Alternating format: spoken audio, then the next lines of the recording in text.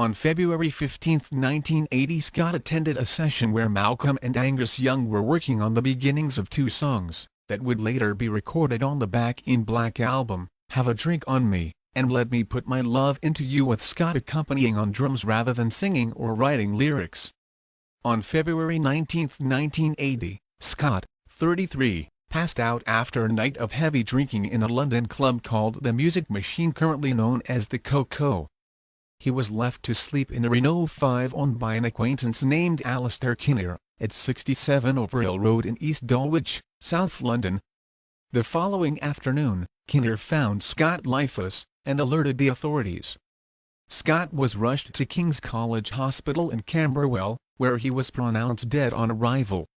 It has been contended that pulmonary aspiration of vomit was the cause of Scott's death, but the official cause was listed on the death certificate as acute alcohol poisoning and classified as death by misadventure. As part of the funeral arrangements, Scott's body was embalmed by Desmond Henley. It was later cremated, and Scott's ashes were interred by his family at Fremantle Cemetery in Fremantle, Western Australia. Inconsistencies in media accounts of Scott's death have been cited in conspiracy theories, which suggest that Scott was killed by exhaust fumes redirected into the car, or that Kinnear did not exist. Additionally, Scott was asthmatic, and the temperature was below freezing on the morning of his death.